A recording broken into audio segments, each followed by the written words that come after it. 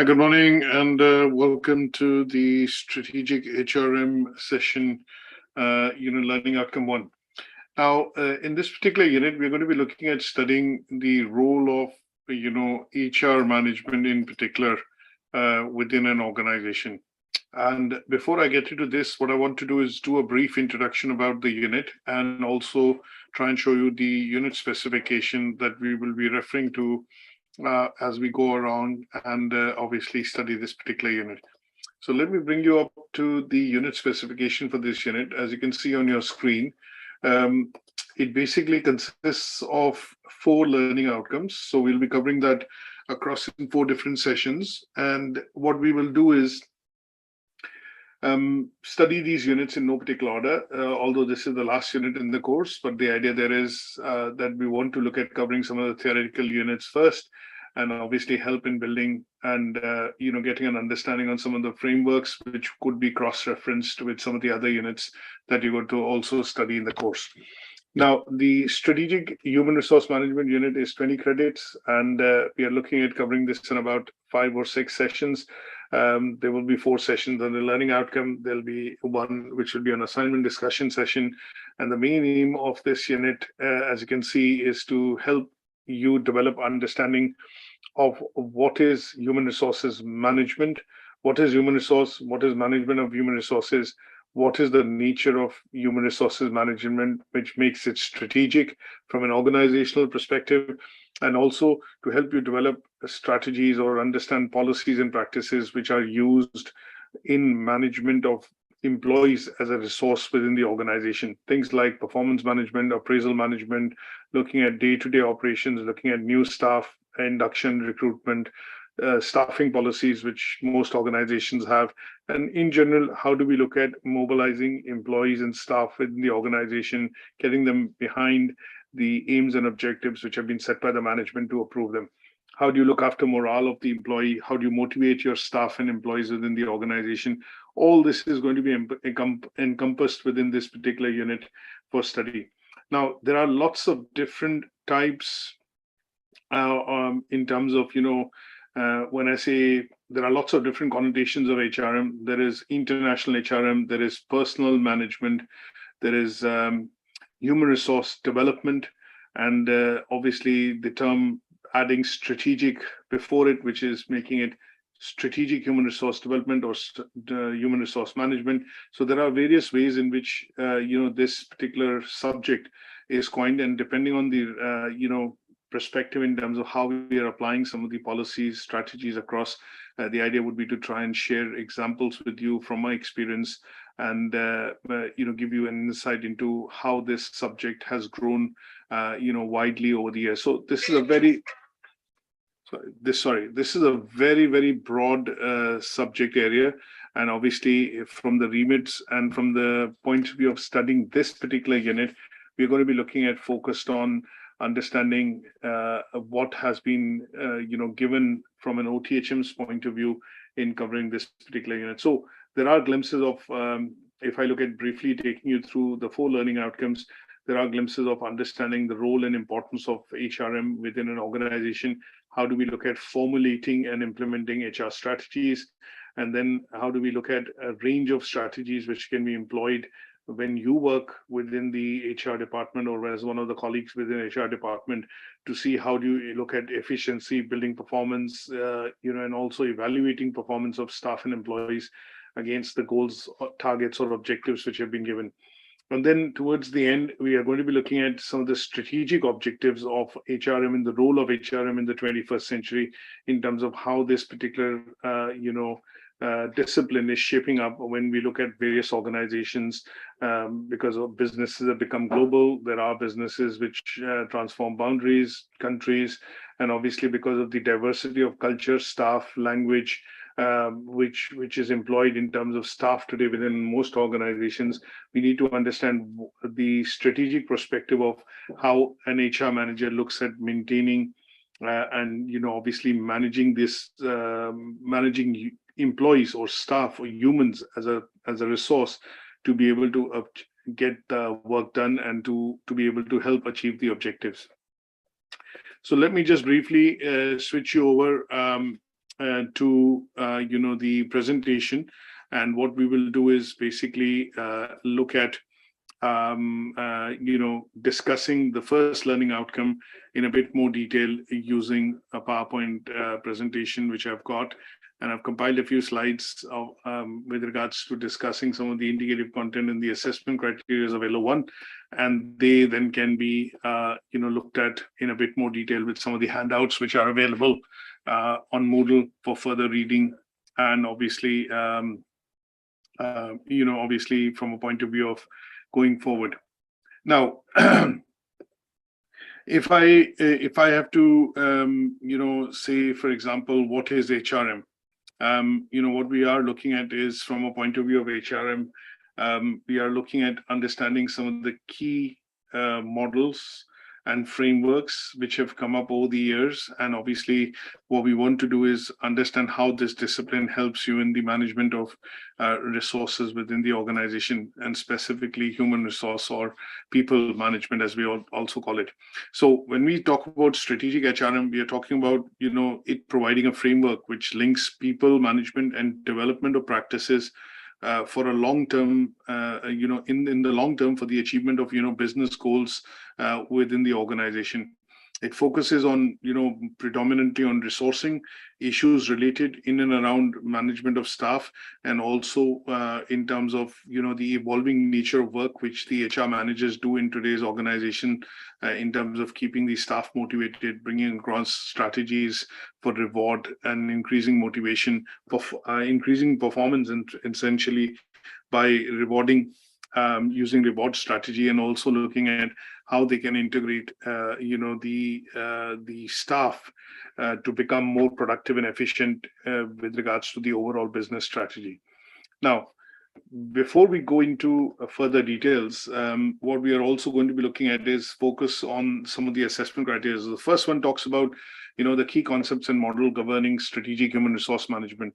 Now here, if we look at the definition of, strategic human resource management, or if we look at understanding, how, strategic human resource management can actually be of use to management within the organization, what we will look at primarily is saying that this is a people strategy, and it's all about creating a coherent, planned framework for employees to be hired, managed, and developed in a way that supports the organization's long-term goals.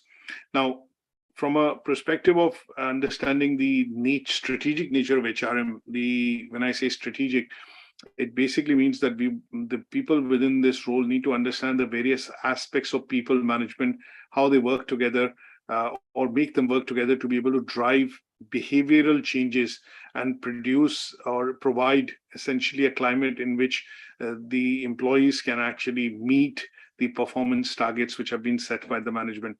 And it focuses primarily on, when I say the strategic side, it focuses primarily on long-term people issues.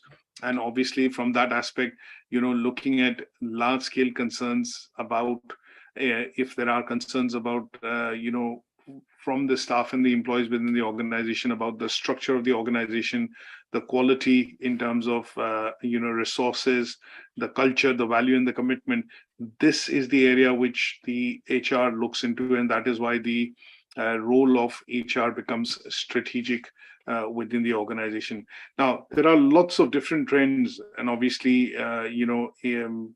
let's say, avenues which are emerging, and this particular discipline is also developing as the time passes. So we will be looking at a number of HR models which have been proposed by various philosophers, researchers, people which have done research on this, and they have predominantly made attempts to understand the role performed by HR managers. And obviously, specific to Britain and the UK, if I look at, there are lots of models which have been proposed by Legge, Watson, TYSON, and Fell.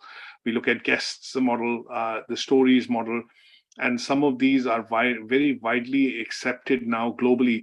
And when we look at the management of personnel or people within the organization, we do see that some of these models are put into practice with regards to with regards to aligning resources in general, people resources, because we're talking about HR, towards the achievement of goals and objectives within the organization set by the management. Now, when we look at a clean definition of HRM, and if we look at defining HRM in particular, there are lots of ways through which we can define HRM. And one of the ways through which we can define is that it basically is a approach, in terms of ensuring that, all the resources are effectively and, effectively organized within the company so that they help in the achievement of business goals, help the business in terms of achieving a competitive advantage. And also the policies and processes which HR introduces are primarily used to maximize employee performance. And obviously, in return, they get benefits, rewards, and obviously emoluments, which are predominantly the role of the HR manager. Now, when we talk about the features of HRM, I think one of the features of HRM when we talk about is, because this word that we're going to be using time and again is going to be related to, talking about what is the strategic nature of the HRM that we talk about in general. So here, what we would want to talk about is when we talk about and say the features, there could be lots of different features. In terms of how HR aligns within the organization could be that they have people-oriented strategies. It looks at strategic objectives from a point of view of ensuring that some of the, the bits in terms of the role the HR manager plays in the overall strategy of the organization, they basically bring in the employee strategy or the people management strategy. And in those cases, what we look at is the features of HRM and the scoping of the main features of HR managers tend to be operational, administrative. They tend to be strategic in nature in terms of long-term objectives, setting long-term objectives, goals, and aligning those resources towards achieving those goals and objectives. And obviously ensuring that when we talk about, people being treated fairly, people be treated, with respect. So we here talk about the, unitarist approach, which is primarily the perspective in which employment is, placing emphasis on shared interest of all members within the organization. And this particular approach is opposite to the pluralistic approach, because there the principal assumption in the approach is that the individual organization comprises of groups which have their own aims, interests, and objectives. And obviously, in this case, it can create conflicts. It can create conflict of interest, and this gives rise to tension. And that is where it is very difficult, to manage expectations within the organization. So when we are going to be looking at this particular unit and we talk about illustrating the key concepts and models, we are going to be focused on understanding the features of HRM, the goals of HRM within the organization, and they tend to be, related to being strategic, administrative. They tend to be related to understanding operational aspect of human resources within the organization, and then a focus from the HR side in terms of doing day-to-day activities, which is related to payroll, record keeping, training, development, and those will be the bits that we will, go on and discuss. Now, in general, if you have to visualize the goals of HRM within an organization, if you are working within an HR department, or you're working as an HR manager or some form of, human resources management activity or leading that function within the organization, the main objectives, of the HRM always tend to be that you need to be able to, if you are in that position wherein you are in leadership position and you are to set the processes and policies within an organization, then the 3 or 4 main functions tend to be that you're looking at defining and creating a optimized organizational structure that drives productivity. You will also be looking at ensuring that the structure then has effective coordination and communication and is able to get people along and behind the objectives which have been set by the management. Then you look at also rewriting or writing, job descriptions, and obviously trying to ensure that there are right people for doing the right type of jobs, and they have the right skills to be able to perform in their jobs for which they have been recruited. So they, at the end of the day, they can help in obviously achieving the goals and objectives of the organization. And now the bit which is important and is becoming important is that staff and employees also need to understand the wider society and ethical requirements and developments which are happening within the society to be able to play their part in the company maintaining corporate social responsibility, or if they have an agenda of CSR or corporate social responsibility, things like recycling, reuse, reducing waste going to the landfill, looking at conservation, so depending on the sector and the function in which the industry or the organization operates in that industrial sector, they also, when I say the HR also wants the employees and staff working within the organization to have an understanding on the wider perspectives of embracing changes which could lead to changes which are happening in the environment, and also looking at ethical developments which could impact the working of the organization. Now, when we talk about HRM and versions of HRM, so when we talk about hard and soft versions of HRM, the reason why we talk is that in the earlier days, when we discussed about human resources and personal management or employee management, it used to be a case of managers taking a hard approach, or managers or the management of the organization taking a soft approach. So sometimes it is also called the hard and soft version of the HRM. So when we talk about hard version of the HRM, what we mean by that is that it is a case wherein the employee management system in which the workers are considered as resource, and they need to be controlled in order to achieve the best possible objectives for the organization. So this would mean increasing profits, this would mean gaining competitive advantage, and in those cases the organization primarily treats essentially employees just as resources, one of the resources required to work within the organization. So that is wherein they are not very let's say aligned to the requirements of people and staff within the organization. The other version tends to be soft, wherein the management of the organization pays emphasis on ensuring that the employees are treated fairly, and they treat employees as the assets of the organization. So this is where they ensure that there are adequate resources, good working environment, and obviously basic embodiments are available for the staff to be able to feel motivated and work towards achieving the objectives of the organization. So here, this approach tends to be, a case of wherein organization is focused on long-term business strategies or perspectives, and the management takes this approach wherein they are more friendly and want the staff to be more involved in day-to-day operations of the organization.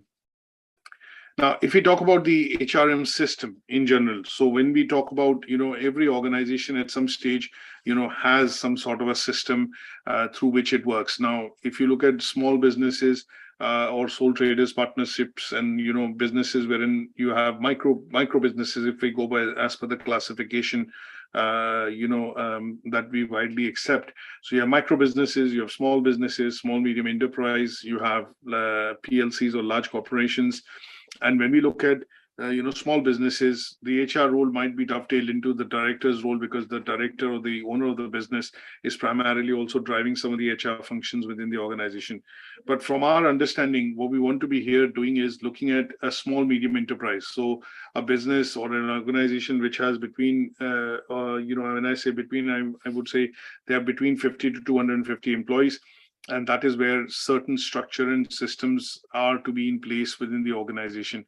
So these structures and systems would include things like a payroll system, which include training and development, which include, appraisals or some sort of performance management system. There would also be maybe employee relations, which would be required because the organization has 250, between 50 to 200, 51 to 250 employees. And that would mean that somebody in the HR department would also be looking after employee relations, building relationship with unions, and looking at having an understanding if the employees are a part of some sort of union or have membership of some sort of union, to ensure that they have voice and their feedback and voice can also be heard within various relevant when feedback is taken, or when the organization meets up on annual functions and events, they are also included. So somebody is driving that bit in terms of relations through communication within the organization. And last but not the least, you have the core component of development, which means somebody in the organization would be tasked with the responsibility of human resources development, and they would be focused on creating policies, processes, job descriptions, titles, looking at setting the systems up within the organization. And that is where it will look at gap analysis, it will look at doing appraisals, it will look at doing performance management, and then towards the end, year-end reviews to ensure that there are staff working within the organization which are basically having the adequate skills, they are being productive, they are being efficient, and they are working towards achieving the goals and objectives set by the management in the organization.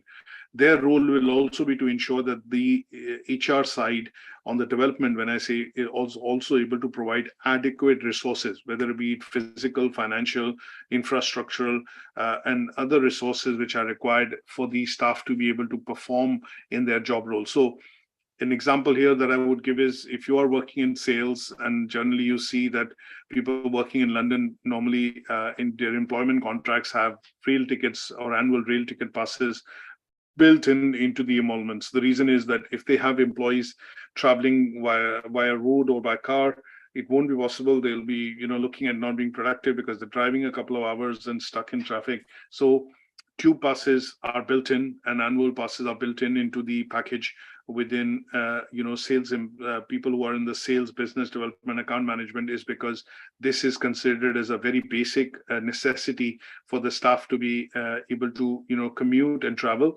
and that could be between the place of work, their own home, and obviously their clients and customers that they're approaching for business. So if this is not included and the employee feels that they have to take the share of buying the tickets and obviously looking at using them from it's not included, then obviously you feel that the employee and staff would feel motivated and demotivated, and in some cases the motivation would go down and the staff would jump ships or change jobs. Now, coming to a broader understanding in terms of what are the various models that we need to understand, from a point of view of, understanding the models which govern, the setup or, the working of human resources management as far as, let's say the management of employees and staff within the organization is concerned. Now, there are lots of different let's say models which have been proposed over the years, and what we do get to see is that there are lots of different scientists, managers, psychologists, people which have proposed these models, and over the years they've become widely accepted. Now, the matching model was the model which was essentially proposed by Fombrun, Tichy, and Divana in the 1980s. And this model was focused on, basically looking at,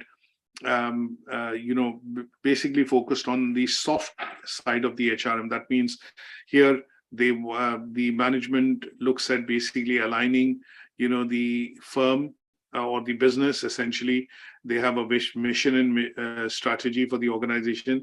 They look at creating an optimized structure which works for the organization, and the human resources side plays an important role in managing the structure and the employees within the organization. So here, the firm or the business or the organization can be affected by external factors like political factors, economical factors, cultural factors, depending on where the staff is recruited from and what background they come from. In this case, what they discussed was that the approach to HRM is basically less humanistic, but more linked to rewards, performance management, and ensuring the staff is able to essentially, get the basic resources required to be able to achieve the objectives. So it is more or less, I would say, a carrot-driven approach, wherein the concept of strategic HRM is linked to the formation and implementation of what is called the corporate and business objectives of the organization. So here the organizational structure suggested is that it should be managed in a way that is congruent with the organizational strategy. So the HR focus is to manage and develop a structure which is in line with the organizational strategy which has been put forward. And this facilitates the achievement of objectives set in the organization from a point of view of driving efficiency in the organization, and that would be meaning profits being maximized for the company. Now, here the model focuses less on employee welfare, training and development, and it is perceived that because this is the hard HRM side of things, it is perceived that the employees are a resource that enable the business to be able to meet its commercial objectives or targets which have been set. And when we look at look at this particular model, the matching model or the Fobram model as we call it, there are two assumptions which underpin this model. One is that the most effective means of managing people will vary from organization to organization and is a development of is a subset of the organizational structure. The second is universalism, which means that conflict should not exist in the workplace, and employers and employees should work together to achieve the same goal. So this model, which is suggested, also forms the best fit in terms of the school of HRM, which was the Beardwell and Thompson's model, proposed. And this holds that the, company holds the view that employees support the overall business objective and goals of the organization. So this model is one such approach which basically was proposed and obviously is also seen working within lots of different organizations. Now, the other important model that we talk about, is the Harvard framework model of HRM. And this particular model that we talk about, is focused on essentially, 5 components. Now, these 5 components start off with, on the left, as you can see, it starts off with stakeholders' interest. These stakeholders include shareholders, management, employees, and obviously, when I look at external agencies like governments and unions, and their interest is to define the HRM policies which are, going to be driving the HR function within the organization. Now, the things that we look at in this particular model that are also situational factors, and these factors, can influence interests for the workforce or people within the organization, and obviously unions. And there are factors which can be, which are basically 8 factors as I've listed them out, which include workforce characteristics, business strategy and conditions, management philosophy, labor, unions, things like that. Now, situational factors and stakeholders' interest influence HRM policy. So they too form the input to the formation of HR policy and the choices which HR department makes in terms of carrying out the activities like recruitment, training, setting reward systems in place, and workflow systems in place. This, if it is done well, then the HR side of things leads to positive, outcomes for the organization. That means the employees feel that they need to work for the organization. There is high level of retention or low turnover. There is cost effectiveness. There is commitment from the employees, and obviously employees become, competent over a point in time as they feel more comfortable working within the organization. And the 5th block, as we call it, basically tends to be having positive outcomes in terms of long-term consequences. That means both for the individual, organization, and for the society, because everybody is working in congruence, with the HR policies and the things which have been defined. And that is why this model tends to work, more effectively when stakeholders' interest and situational factors, which are external factors, actually help define the HR policy within the organization. The next model that we look at is the David Guest model. And when we look at the David Guest model of HRM, here, the David Guest model basically focused on, individual needs rather than the combined workforce needs, and this enables the organization to develop power and flexibility. And David Guest essentially, in his model defined 6 different dimensions when he did obviously come up with this model. And these 6 dimensions were essentially, the HRM strategy, it was HRM practices, HRM outcomes, the behavioral, outcomes, and performance outcomes, and financial outcomes.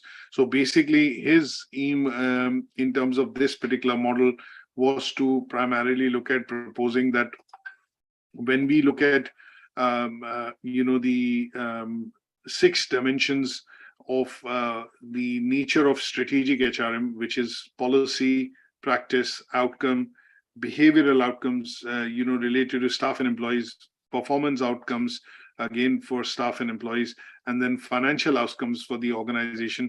This model puts into perspective, and gives that sense that on the basis of the assumption that HRM is distinctly different from managing people, which is rooted in the strategic nature of management. It allows the organization to essentially, run, let's say, the organizational objectives by tying in the behavior of the employees and the outcomes which are expected in terms of managing people and resources within the organization. So the employee relationship here is viewed as one between the individual and the organization. So this particular model has a good amount of relevance with regards to human resources planning and development within the organization. And the when I say the David Guest model focuses more on the fusion of some of the aspects which resemble both hard as well as soft approach of HRM. So he proposed that there are these, when he looked at the 6 basic, sections, he basically said that 4 of them are crucial components that underpin organizational effectiveness. And these tend to be strategic integration, they tend to be flexibility, they also tend to be higher commitment, and then last but not the least, quality, which is the basis for assumption that if there is high level of quality in terms of production of goods and services, this results from managing the resources from a higher quality perspective. That means ensuring that the resources have all the things available for them to be able to perform at the utmost maximum or at the highest levels in terms of productivity within their role. Now, Guest also acknowledged that there is a difference between the soft and hard approaches of HRM, and he incorporates both of them in his ideal model. And this model basically shows that employees have commitment towards organizational goal and also towards the strategic management nature of the goals of the organization. So this model, proposed, as I mentioned, 6 dimensions, and this takes into account that sometimes when you look at large organizations, which are absolutely focused on resources, when we look at organizations like Facebook, LinkedIn, software organizations, services organizations, there is a high amount of focus on productivity, and productivity is basically very important as a factor, and it is directly linked to the financial performance and the reward mechanism which the employees get in terms of remuneration within the organization. Then we look at one of the other models, which is primarily the Bath model. When we talk about this in general, we talk about the STOREY's model as well. There is a Warwick model. There is a European model of HRM versus some of the models which are proposed in the US. And then we also look at that when we talk about sometimes using different models, we also contextualize these models to suit the requirements within the organization. There is also a 5P model, which was proposed by Mildred, Chris White, and Dr. Leslie. And they basically proposed that, 5P stands for purpose, principle, processes, people, and performance. And they tend to be, the driving force in terms of what the organization needs to balance as far as getting the optimal performance and, output from the resources, which is employees as resources within the organization. So there are lots of these different models that we will look at. And obviously, when we talk about contextualization of different HR models, this has led to the creation of best practice model of HRM, the contingency model, the Pearson model, and we can go on. And obviously, this is a very vast field. So what we want to be able to do essentially is look at understanding some of the key models which are now widely accepted. As far as this particular field or sector is concerned in terms of strategic human resource management, and they tend to be, looking at these 5-6 models that I've spoken about.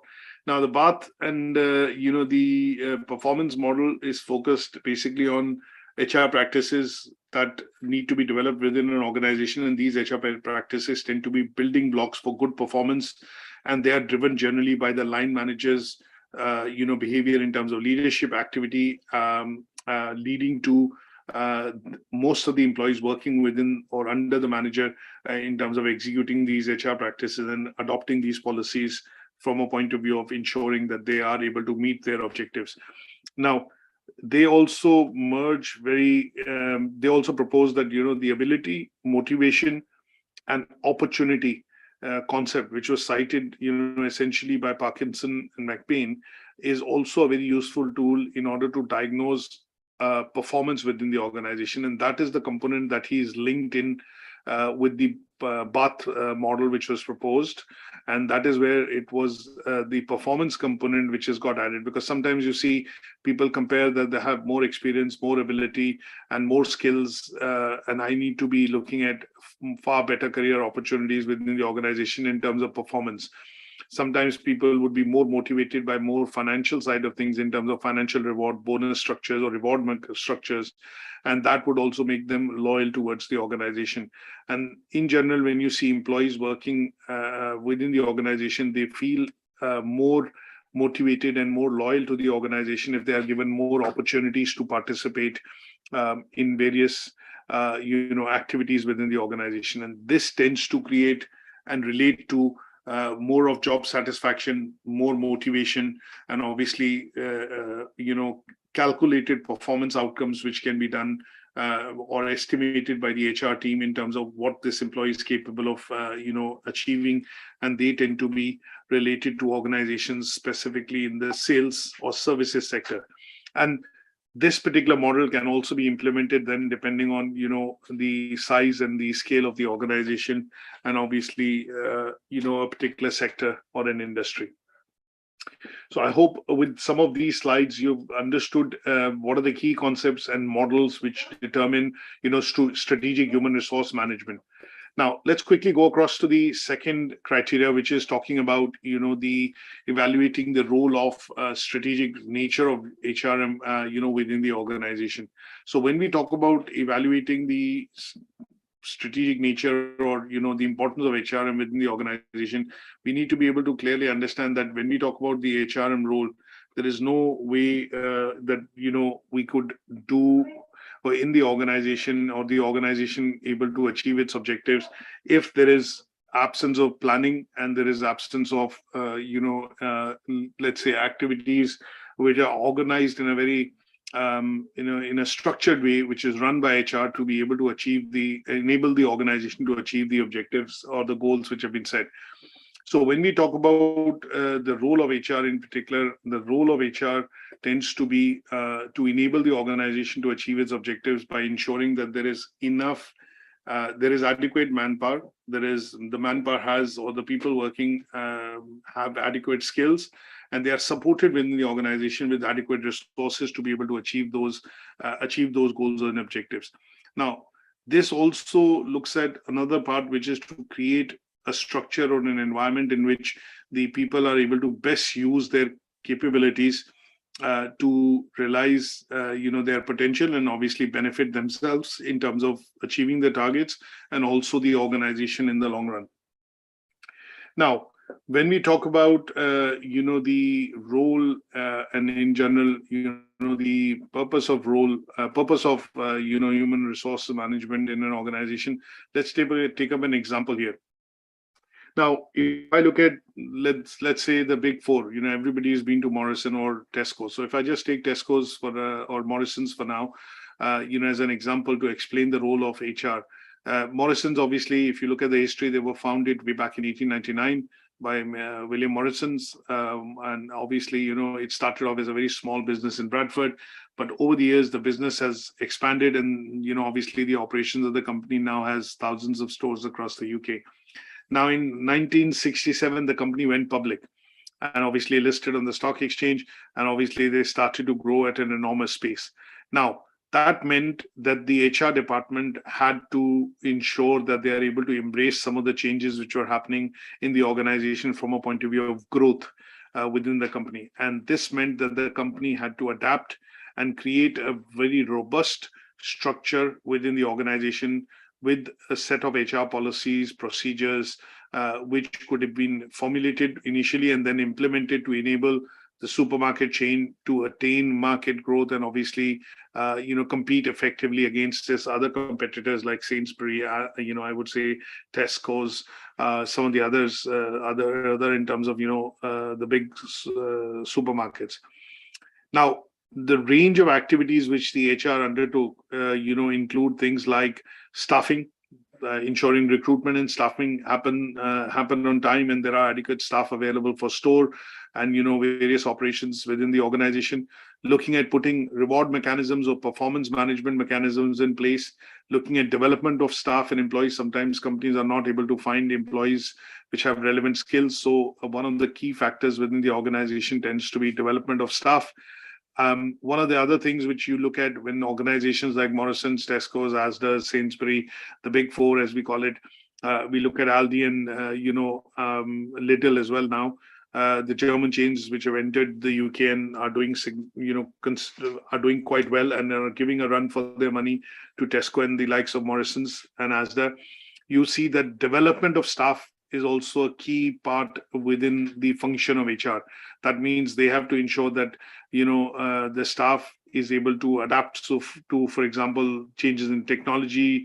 They need to be able to work in rotas, or they should have flexible working times. They should be able to understand how their appraisals will happen, and obviously during training and during induction, these staff need to be able to grasp things which are being taught, and on-job training and apprenticeships, or various ways through which staff is trained. You would see that they need to be able to look at developing the staff so that they have trained staff and personnel in the organization to carry out those functions. And one of the important things when you look at within this side is that when we look at the mandate which the department has, the strategic nature in terms of HR has, is to ensure that one, they are able to transform the organization and put it onto a path wherein the employees understand a bigger perspective of the competence that it needs to develop and the speed at which it needs to grow in the market.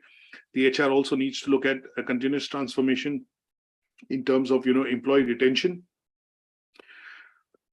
And then when we go back to the nature of relationship which the employees need to maintain, the HR needs to maintain with the employees.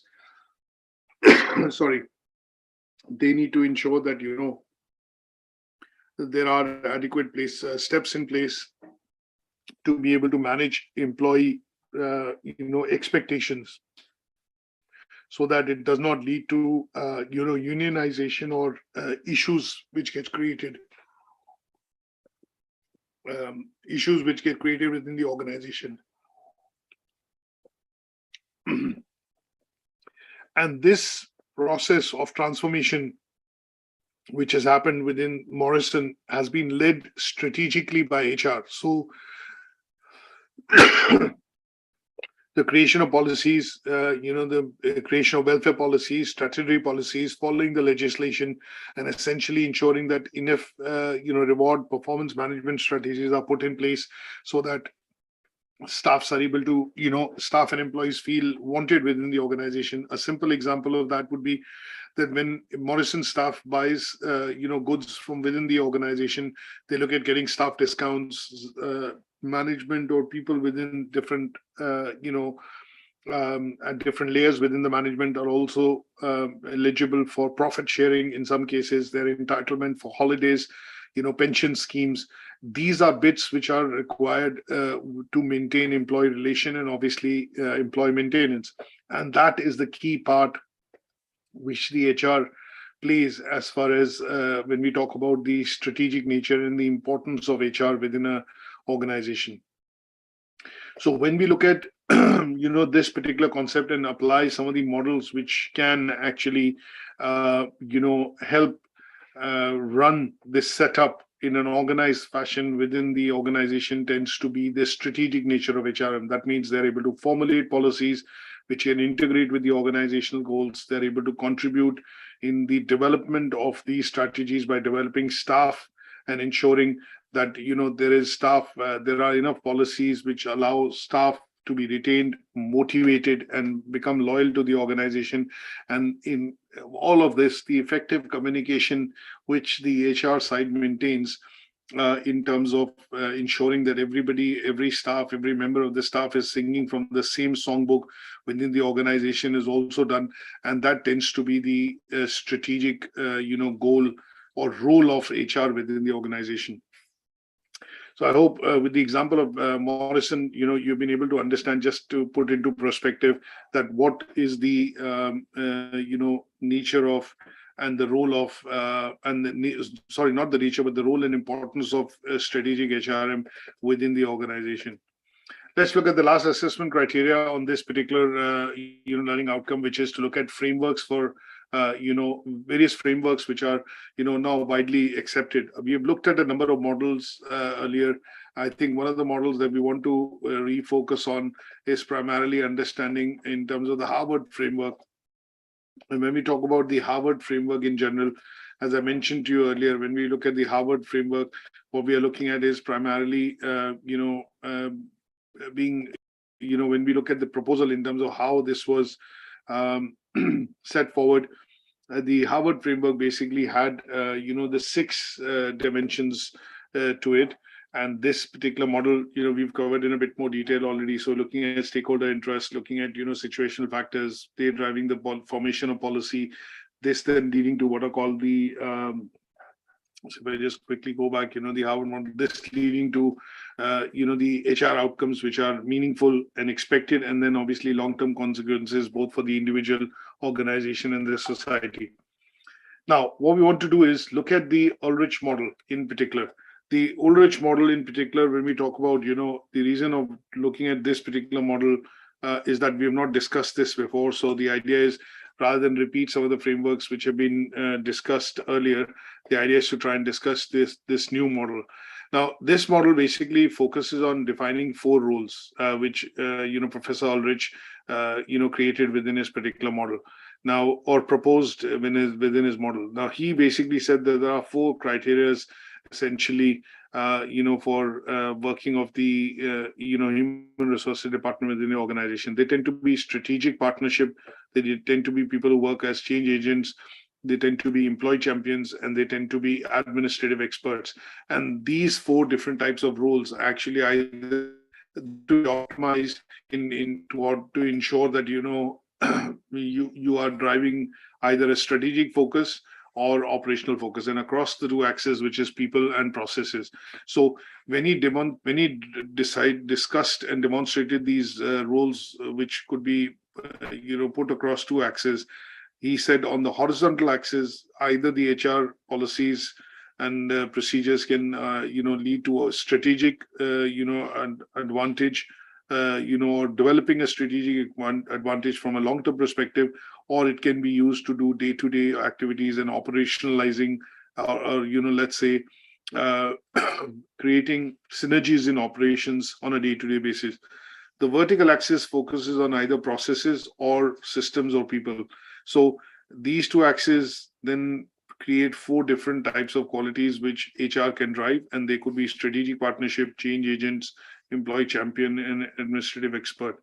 So when we look at this particular model, when he, obviously proposed, his way of proposing this particular model in the 1995 or 1990s, late 1990s, was to help in organizing the functions of HR within an organization. And typically, this model was proposed, keeping in mind large organizations or corporations which widely use, teams and have different and complex setups across different regions. So he basically tried to split the four key functions of the HR across these two axes, which is either processes, people, and then decided that the HR side could actually, depending on the the objectives from the management, whether it's to drive day-to-day operations or whether it's to drive, which is basically operational focus, or it is to drive future objectives and or create strategic focus in the organization. And that is where this model was put to practice, wherein he said that the core goals attached to this model can be used to create a high functioning and a unified team structure, or it can be used to define each and every role in the department, which is operationalizing that role to detail. And then the other option would be to ensure the company is performing to its best and operating competitively. Again, this is for the operational focus, wherein you look at employee champion and also look at administrative expert, and then look at measuring performance in order to do consistently better. And that was looking at change agent to look at, driving strategic focus if the organization needs to change focus, and obviously look at objectives wherein it needs to fulfill these objectives from a long-term perspective. So when we look at, this particular model and how it relates to performance or operations driving within the organization, that is what, he actually, proposed. Now, when we talk about, other models, let's look at quickly some of the other models as well. So when we talk about some of the other models, there is one of the other models that we talk about, which is basically the, the TYSON and FEL model.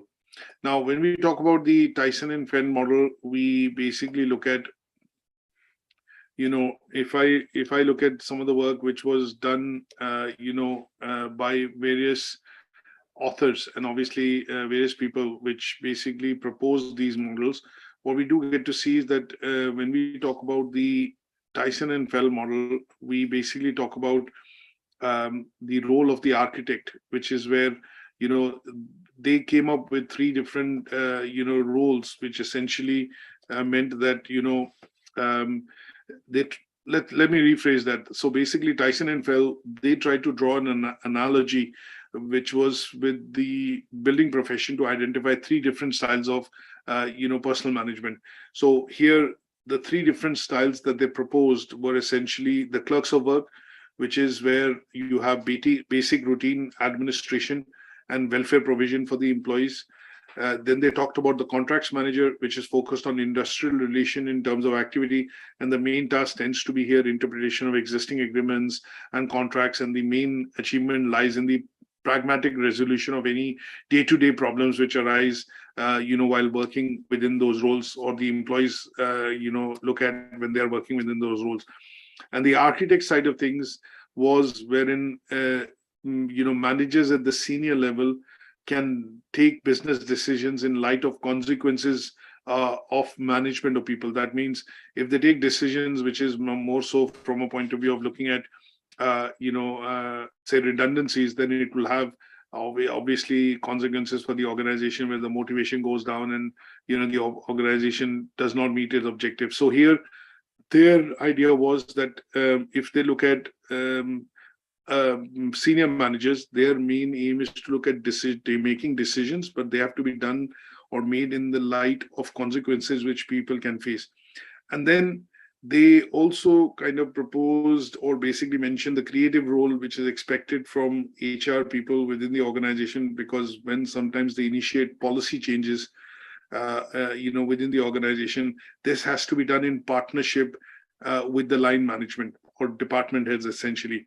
And this means that the HR manager they regard themselves as a business manager first and a HR manager second.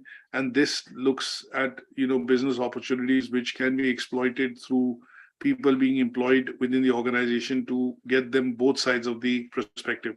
So again, when we talk about, in particular, this model can also be, put into practice in different circumstances within the organization. Now, one of the other models that we talk about is the STOREY model. And when we talk about the STOREY model, of HRM, again, this STOREY model of HRM, was proposed in the 1990s. And obviously, when we look at the STOREY model of HRM, it is one of the 4 models which came across during the same time frame when Fobram, Harvard, Guest, and Warwick models were proposed.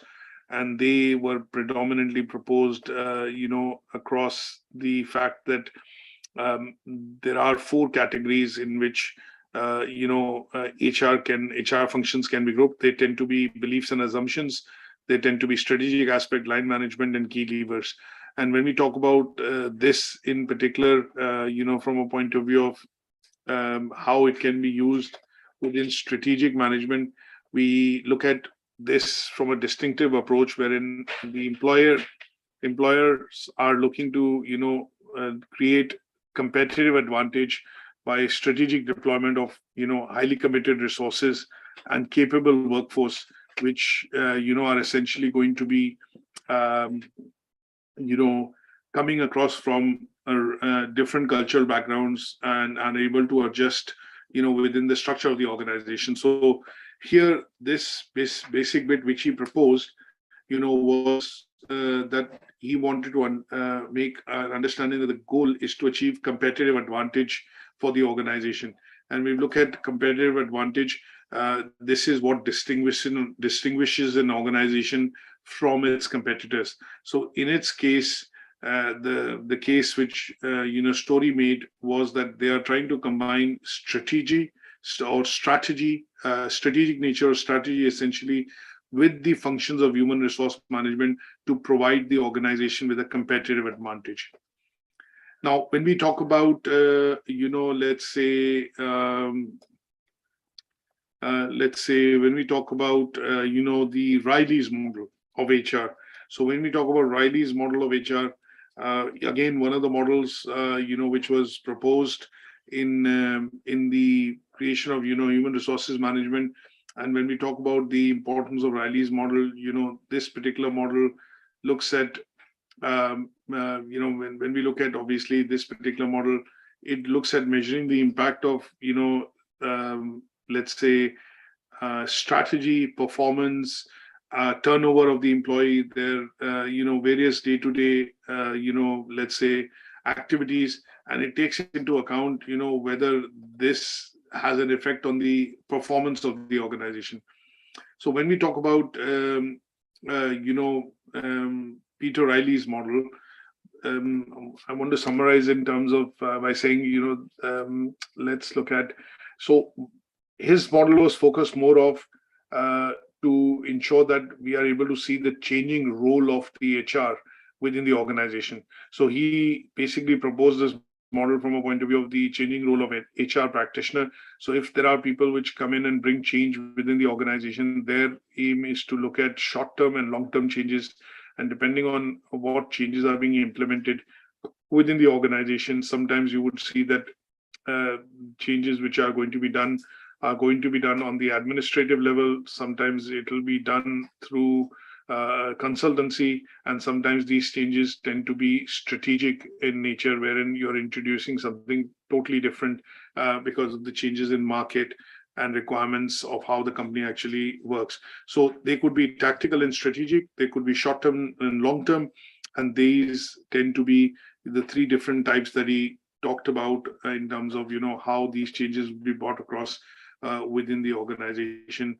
And they would be administrative, they would be strategic changes, and they could be changes which are basically based on reports or consultancy reports from outside the organization.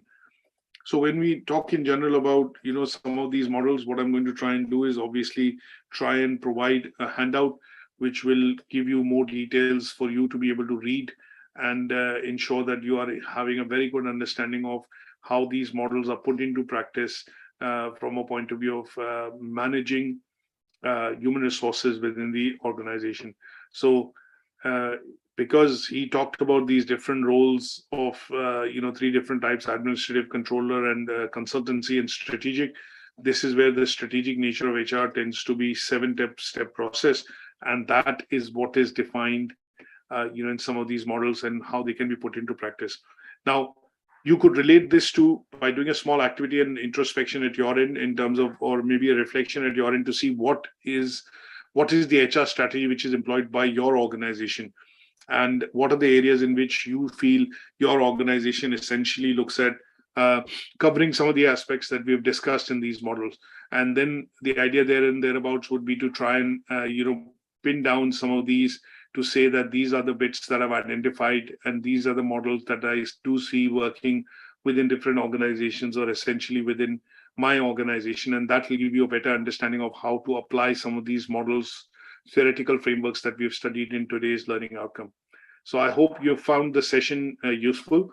And in order to basically crystallize some of the understanding that you've gained from today's session, I'm going to be providing a comprehensive handout on the strategic models of HRM, and they would be a good read for you to get a good grasp on the learning outcome 1, which is understanding the role and importance of HR, strategic HRM, and the frameworks and models which have come up over the years and have been proposed by various scientists. Thanks very much for joining, and I will catch up with you in the next session.